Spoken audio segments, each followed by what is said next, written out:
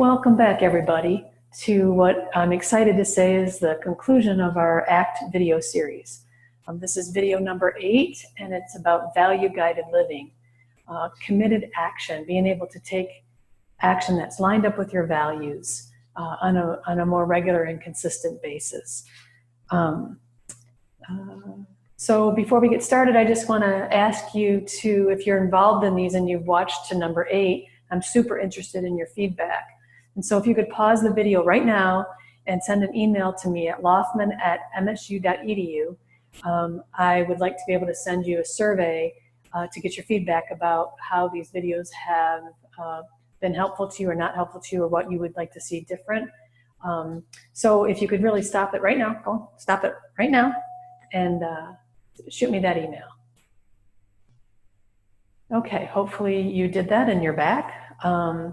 You know, as we're working our way around the acceptance commitment theory skill building diagram, we have been all the way around now, working towards waking up the witness, noticing how we get fused with our thinking and being able to separate from that, separating by coming to the present moment and moving our psychological attention back to the here and now, so that what we're holding in our thought world can dissipate.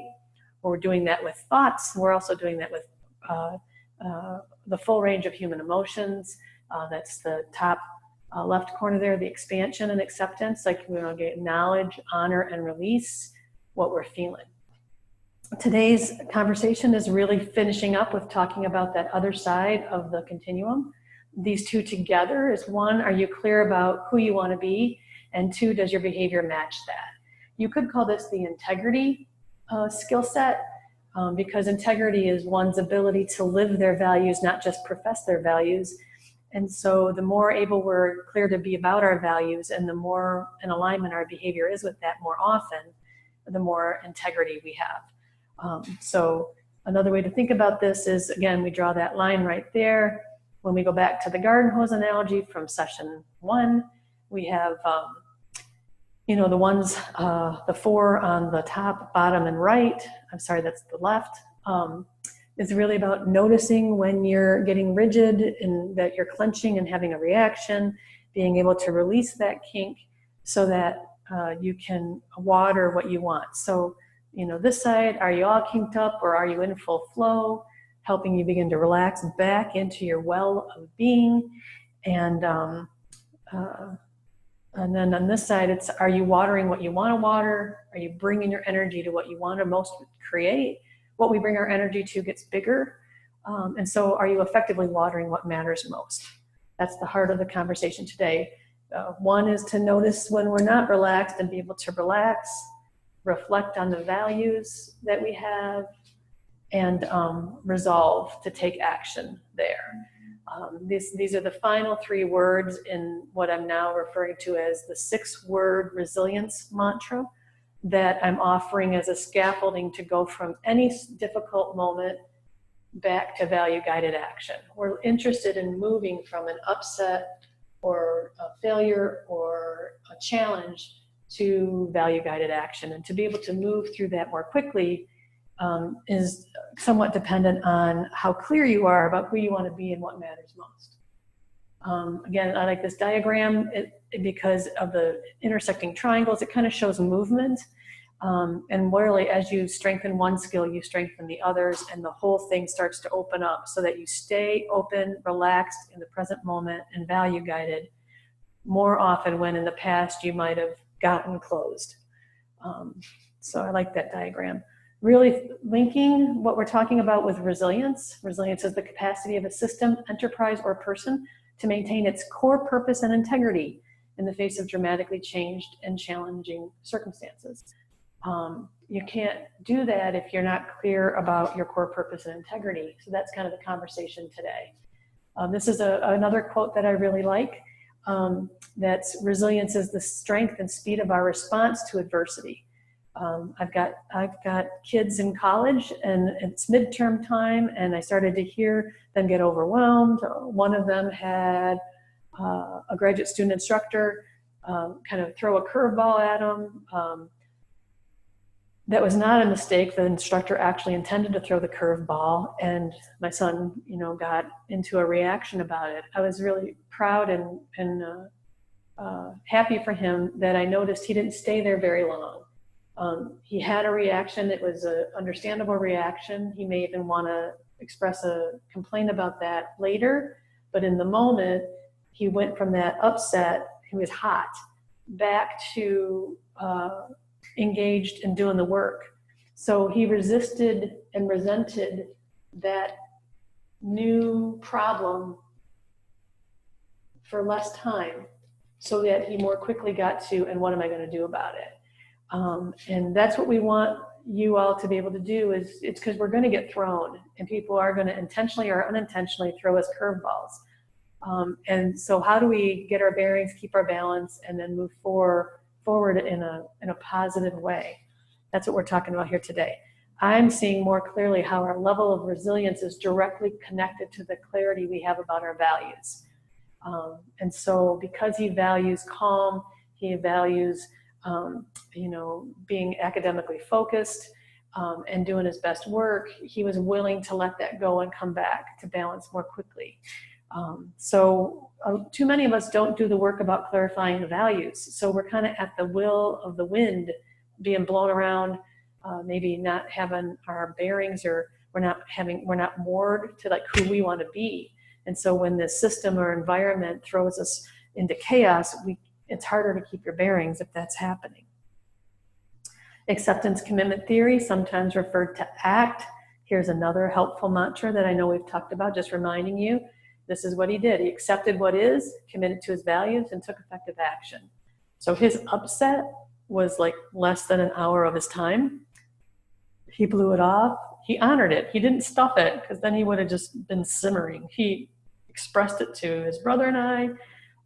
He may have done some other things to honor it, and then he released it. So the 6 words: acknowledge, boy, this makes me angry, this isn't fair, it's not cool, they shouldn't do this.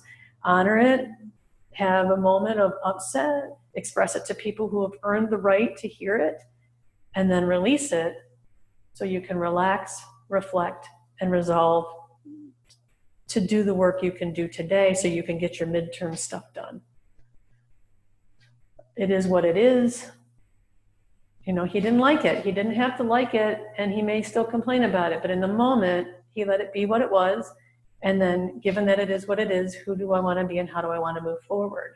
That second question is a value clarification. It's asking you, who do you want to be and how do you want to move forward? What's most important to you?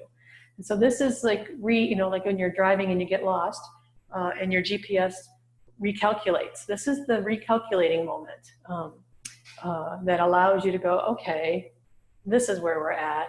This is where we want to go. Let's do it. So just a clarification, the difference between values and goals. Many people are goal directed, but they're not clear about their values. So just to make sure we're talking about the difference. Your values are your heart's deepest desires. I like leading principles that guide you and motivate you as you move through your day. I like the guiding principles idea. Like, how do these ideas and what I stand for help me find my directional quality? They are directional and ongoing, and you can't be finished. If one of your values is honesty, it's not like you're going to finish that by the end of the week and be done with it. You don't complete your values, you live your values. And you do complete goals, but you don't complete values. So values are what gives you the sense that the hard work it takes to live your life is worth it. My favorite story about this is a woman who was totally inundated with the pressures of parenting. She would say single parenting, even though she had a partner. She actually said, I've got 6 kids, 7 if you count him, because she wasn't getting any help, and it was all kind of falling on her. Her kids were pretty little. And she was really frustrated by the work and angry and overwhelmed and tired and exhausted and just fed up. And when she had a value moment about it, she sat down on the couch and her kids came to her, and she, for the first time, like, let herself remember that everything that she was doing was about love. She actually called herself a love magnet that day, and she didn't even know anybody appreciated what she did, but she could feel it. It reignited the value, And then, you know, she was able to go and do all those things. And somebody in the class asked her, so what's the difference? And she, with this really wholehearted voice, she said, I knew what I was doing it for. And it helped her not spend time in the upset and more spend time touching the love, which made the parenting, while still exhausting, so much more meaningful, and it drained her energy less. She was able to maintain her core energy better because she wasn't resisting and resenting on top of doing. She was more relaxed and value-guided about the doing. Values describe what you want to do and how you want to do it. So they're very informing of you if you're connected to that. Goals, however, are desired outcomes that can be achieved or crossed off or checked off your list. We like that. We like getting our goals met. But it's just really important that if your goals aren't connected to a deeper value, even when you get them all met, they don't have any meaning. A lot of times people have weight loss goals, but they don't know why they're interested in losing weight. Like, what's the purpose of that? If you want to increase your fitness and your strength and your core so that you can be an on-the-floor grandma and like get down and play with kids and engage fully in life, you're going to be more successful with your fitness goals if you're value guided. That's what I'm finding, is that when what I'm doing is connected to who I want to be and how I want to be in the world, I'm more successful with the goals. I have a goal to complete this video, and I've had some challenges with it. This is the 4th time now I've recorded this video. I've been having some technical problems, and it might be easy just to let it go, except my value about giving people a variety of ways to learn about psychological flexibility at their own speed and their own time, and to reach more people. The value of caring, contribution, and connection keeps me in it. And hopefully this one will work, and you'll hear me say that, yay, it worked. So goals are best when they're in service to your values. And just want you to be thinking about, are your goals connected to something bigger, or are you just moving through the goals, and how's that working? So again, the analogy of a GPS, like if you had a GPS, but you never put any coordinates in it, it wouldn't be very helpful. We have an incredible emotional GPS, our creativity, our wisdom, our insight.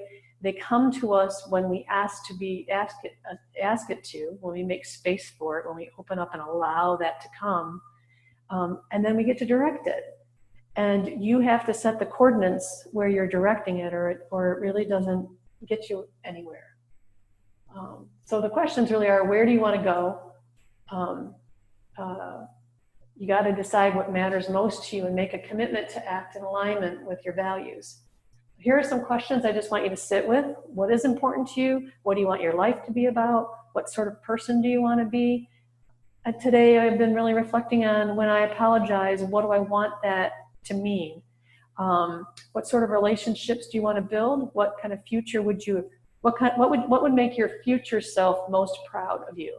I got this question from a book called The Willpower Instinct by Kelly McGonigal.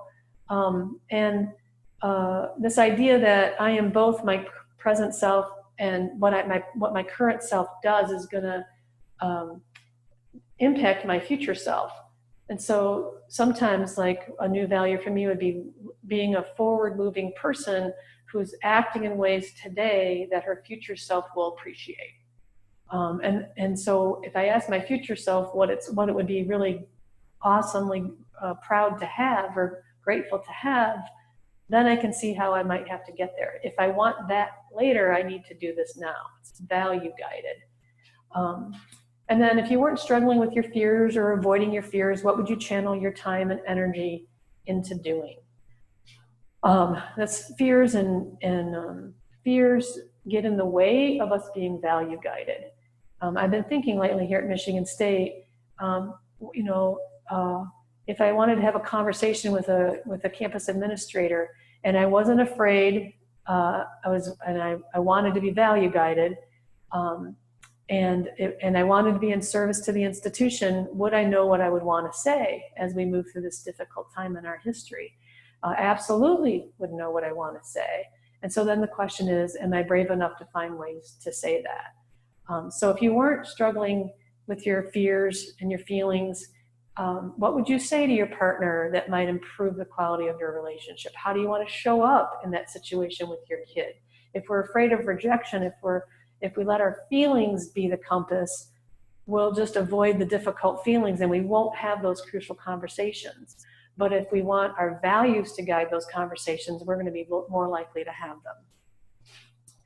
More able, more often. Nobody's on target with their value-guided behavior all the time.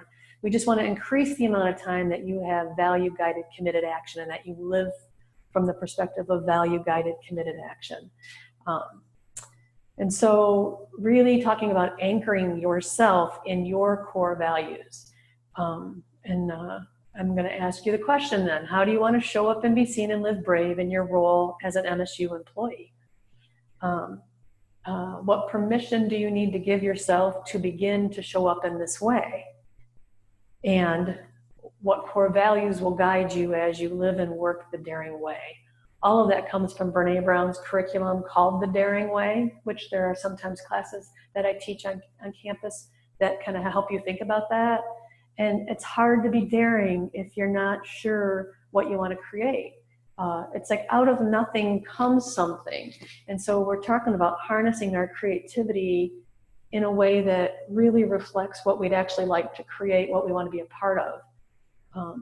So I'm asking you just do some reflection on that. And then the action comes after that. So if you decide how you want to show up and you give yourself permission to make a mistake, or to if you give yourself permission to feel vulnerable, if you give yourself permission to create a support network for yourself, and that your values are really directing this, then you actually have to. That's when courage comes in. That's when you're brave. Value-guided committed action requires you to be brave. And one of the things I've learned from Dr. Brown is that I don't need to wait till I'm not afraid to be brave. They go together. I can be brave and afraid in this one moment as I do this value-guided thing. If I do a value-guided thing and it doesn't work out, it's going to be easier for me to help myself get back up after that failure or disappointment, because it was value-guided and I was brave. And I want to give myself credit for brave, value-guided, committed action. My core values as I come to campus every day: I accept the contract to work here. Sometimes things go beautifully, sometimes not as much so. But if I'm anchored in my core values, then even if something happens that's a failure or a setback or a disappointment or an inequity occurs and I'm in an upset, it helps me come back to this place where I kind of go, okay, but if you want to be about caring, contribution, and connection, what might you do next? What's the next best thing that you can do? Often when I'm coming to campus, I stop and look at Beaumont Tower. You can tell I've been working on this video for a while because there was snow when I took this picture. And I just stop and I take a deep breath and I exhale. And on the next breath, I take a deep breath and I exhale up and through Beaumont Tower. Really beautiful energy to everyone connected to the campus community. And then I take another breath and I ask myself, how can I be about caring, contribution, and connection right now, in this moment, on this day, as I move forward with my next project, task, meeting, or challenge. I'm just asking you to really think about 2 or 3 words that can anchor you in terms of how you want to be value guided in your role here on campus. You could also do that about what are your core values related to your partnership. How do you most want to show up as a parent? It helps if you have just a couple words that you can kind of hang on to, because when things go bad, you need something to like get yourself settled again. So be thinking about that. I have different core values in different relationships, in different settings, in different roles.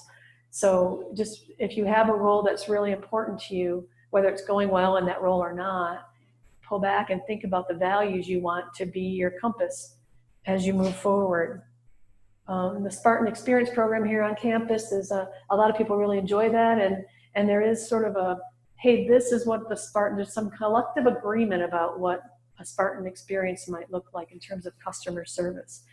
I always want to add to that, that while there's a collective experience with that, there should also be your own personal, like what does providing a Spartan experience mean for me, to me in the context of my work? And to have that really be an inside out consideration as well. And to be able to look to your deepest, wisest, most creative self in a moment and ask the question, if I wanted to provide a Spartan experience right now, what would that look like for me? That might not look like everybody else in your unit. You might have different values than they do. You might order things differently. It's probably related to your temperament type and in your learning style and your work style. Also related to your life story and how you see the world. We want that to be value guided and not based on anxiety management, stress management, or something like that. It'll have more heart if it comes from a pure place of, this is what that means to me in this moment. And it's going to look different in this moment than it will in this moment because we have different things going on. So asking the question, in this moment, what does that mean for me? That will help you quiet down and have some more value-guided behavior. Value-guided committed action, taking effective action guided by your values. Not spending energy and resources in opposition to your values. Being able to notice when you're doing that more so you can come back and line back up. Behaving with integrity to your values. Doing what it takes to live by your values, even if that brings up pain and discomfort. You cannot be value guided if you're not getting better at experiencing, having, and allowing to pass through you the feeling of vulnerability, which is the feeling we get when there's risk, emotional exposure, and the not yet known. And so value guided behavior, again, is a courageous thing. And you have to step into a moment of vulnerability and be value guided. And then you can step out and get support. And then you might step into that arena again and do something value guided. And then you might catch your breath.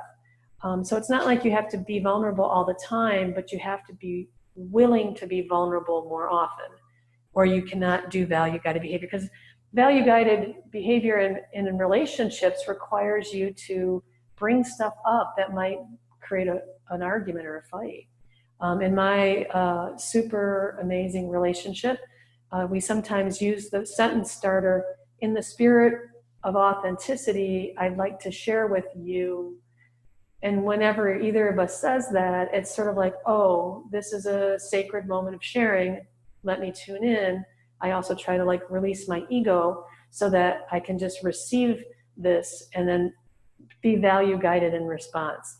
So sometimes having a starter like that can help both people do a reset to make sure you're value guided before you're having that conversation. Often in situations where there's conflict between employees and supervisors, conversations happen and they get off track and there's not a value reset built into that. And so the more you're able to do that, the better those conversations will go for you and the more steady you'll be. This is clearly something that I still would really like to improve on myself. It's like helping yourself witness when you're starting to spend your energy in opposition and start to be somebody you don't want to be. Sometimes I can call myself back, when I call my dog, come here, girl. Shh, that's good. There's been times in meetings where I've just stopped talking and I'm really trying to reel myself back because my reactive self got vocal and is upset, and I want to try to call her back home and catch a breath so that the next thing I say might be closer to who I want to be in that relationship. And this is universal. We all do that, where we go from being solid in our value-guided perspective and then moving out and coming back. And so we can all continue to get better at that. What you want to be is humble and accountable when you're not, and then sort of distinguish for people the difference. That's not how I want it to be. Let me try to start that over. You can't control the story they have about it, but at the end of the day, you get to know you're trying to be who you want to be in those relationships. Courage over comfort is something Dr. Brown talks about.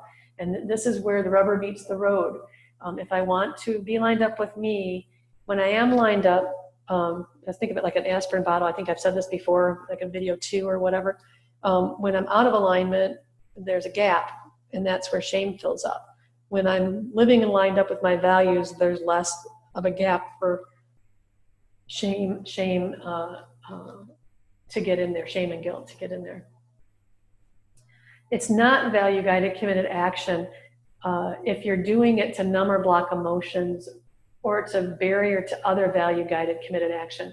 The example I might use is I might be committed to exercise, and I might be committed to honest communications in my most important relationship. And if when there's a struggle in those relationships, I'm out riding my bike 20 miles a night, and I'm totally doing the exercise thing, but I'm neglecting or avoiding the discomfort of having a difficult conversation with partner or kid, then the bike riding is not value-guided committed action. It's actually a safety strategy and a distraction from value-guided committed action in the relationship. And this takes a little while to get this figured out. There's a great book that I'm reading right now called Don't Feed the Monkey Mind. I can't remember the woman, her name's Shannon, I think it's Shannon Johnson, I'm not sure. Really talks about the safety strategies in a very effective way, and has to help you sort out, like, is what you're doing really an attempt to avoid anxiety, insecurity, vulnerability, and those uncomfortable feelings, or is it actually value-guided? So I'd like you to do some more studying about that. The 6-word process that we're looking at here is to acknowledge when we're not lined up, honor the situation, honor your feelings, honor yourself. That's where self-compassion comes in. And then release it so that you can relax, reflect, resolve. Relax back into who you were before you had that reaction. There I am. What do I really want to be doing right now? Let me do that next. Sometimes that shows up in the form of an apology or a brave statement or a redirect. It's going to differ from different situations.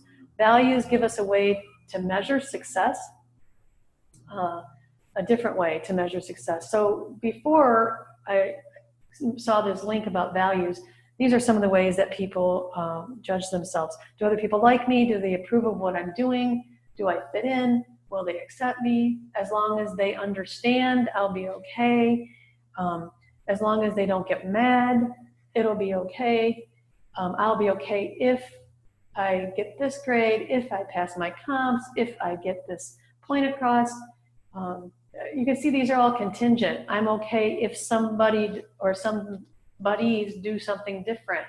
And so your success is not your own to stand in. It depends on what other people's perceptions are, which is dangerous. When you start living from a value-guided place, success is like measured by what are my values? Am I acting in accordance with my values? And that's success. If it doesn't work out, if you're still lined up with your values and moving in that direction, you're lined up. That's a success. And then you can use your creativity to keep coming at it. This is how we have sustainable activism, or sustainable performance, or sustainable innovation. When people try stuff over and over and it doesn't work, what keeps people going? It's like, that value-guided effort to kind of move through it is what's going to get there. And to help you stay in the game, its success can also be measured by having a support system that can help you as you try to live lined up with your values. It's really important to do that. So now we can let go of attachment to the outcome of the situation. We can focus, the focus is on performance rather than perception about our performance.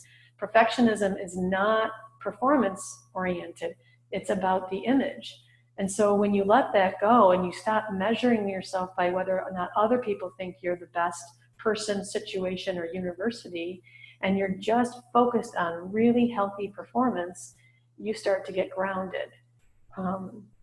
Brené Brown says this all the time, like, I love this quote, worthiness has no prerequisites. So in the first version, you're worthy if, and in this version, you're worthy and you're trying this thing on. You're worthy and you're taking a risk. You're worthy and you had a disappointment. You're worthy and you had a breakup, whatever that is. So it provides a constant guide for your way forward, and it also provides a place to rest. Resting in who I am, regrouping and moving forward. Being clear about meaning and purpose can help us do the hard things we have to do over and over and over. That's where the sustainability can come from. At the end, we may not get everything done, but we're going to feel like we had a life well lived because we were content, because we were involved in value-guided living. Dr. Harris, whose book, The Happiness Trap, much of this is focused on, talks about the benefits of living a value-focused life this way. You get to like yourself and your life as you're moving towards your goals, not just when you get there. So the gap between where you are and where you want to be is not a problem. Success is met by moving towards them, as opposed to I only get to feel successful when I get there, which is important because sometimes when we get there, then there's instantly another gap. And there'll be gaps between where we are and where we want to be. If we're forward-moving people, there's always a gap. And that's okay, because our worthiness isn't contingent on getting there. We're worthy and, like I said. You get to feel satisfied and content when you meet your goals, but you also get to feel fulfilled, content, and the joy of living lined up when you don't achieve your goals, whether that's because something just didn't work out or whether systems of oppression prevent you from getting there. You still get to feel fulfilled and content with your movement, your effort. You're not always going to act in alignment with your values, so what we're really wanting you to do is to be able to notice when you're out of alignment. The rumble strips on the highway is so helpful because they help us notice that we're off course, and then we make a gentle correction. It doesn't help to yell at yourself when you hit those rumble strips. It's just notice, wake up, adjust. Or in this case, notice and gently self-correct. Lovingly, firmly, with accountability. I just did something out of alignment with my values. Circle back around and have a new conversation. Be brave enough to circle back around and admit it and adjust it. When you notice that, we really want you to use this mantra that comes from mindfulness practice, where if someone's trying to meditate and they notice their thoughts, you don't want to have judgmental thoughts about the fact that you're thinking about thoughts, because now you're really thinking about thoughts. What you want to do is be kind and simply begin again. And that comes back to a fresh point where you can meditate right now in this moment again. Similarly true with value-guided incidents where things don't go well. Noticing that you just acted out of alignment is an opportunity. It doesn't feel good. It's kind of like, ugh, I don't like seeing that I just did that. Whether that's parenting or in a relationship with my supervisor or in my partnership or as a shopper in a store. My kindness is a value for me, and sometimes I'm in a low mood and I'm cranky and I go off in a way that's not kind. I don't like it when I notice that, but I accept that I'm human and it's going to happen sometimes, and that willingness to have compassion for myself actually helps me get back online sooner. I shocked somebody at Kohl's one day because I remembered something one way and they told me their policy was another way, and I had an upset reaction and kind of huffed off. And then when I went back to the customer service, I realized while I was in line there that they were really right. I had thought that I took care of one piece of business at the register up front, but really what I had done was paid my bill. And as that landed, I realized that I was the one that was wrong, and I had not been sort of kind or generous of spirit. And so on my way out, I stopped by those two women, and they looked at me like, what's she going to say now? And I just apologized and just said I was really wrong, and I'm really sorry, and I'm also sorry I'm in kind of a low mood, and I didn't mean to be gruffy with you. And they both looked at each other with this look, and then they looked at me and they go, no one ever stops back and says that. And I said, well, I just realized it, and I just wanted to tell you that I'm sorry that happened. And then I got to leave Kohl's with a fuller understanding of who I want to be in the world. So if you respond with shame, self-shame, and criticism, you will have an emotional upset. If I had judged myself back there, I wouldn't have stopped back by. If you respond with self-compassion and hold yourself lovingly accountable, you're more likely to move forward with humility, grace, and courage. And that's all anybody can really ask of us, because we're going to have off moments, we're going to have low moods, we're going to make mistakes, we're going to have separate realities and see things differently and be sure we're right and then find out we're wrong. All of that's part of life. So noticing and gently self-correcting is just part of staying on course. Self-control is the process of noticing when you're off goal and redirecting yourself to the goal. That's easier to do, again, if your goal is in service to something deeper, a core value. So what kind of inner supervisor do you work for is a conversation I've been having with folks lately. You can, if you ask people to describe their supervisor, like if you had your supervisor's name on a card and I asked you to go up to a wall with a continuum of behaviors, like over here, toxic, demeaning, devaluing, rigid, shaming, toxic. And over here, uplifting, motivating, understanding, firm but fair, wise, supportive, compassionate. Like, could you put your supervisor somewhere? Most people can. They could walk up to the wall and put them where they think the person is, because they know how that person acts and talks and their experience with them. When I ask people to think about your inner supervisor, that predominant voice in your head, where would you put you on that continuum? Recently I was talking about that, and there was like an audible gasp in the room because people really realized that they would have to put their name over on this toxic side, and just recognizing how that doesn't help anybody. And if we could manifest that person into that voice into an actual person, would you want to work for them?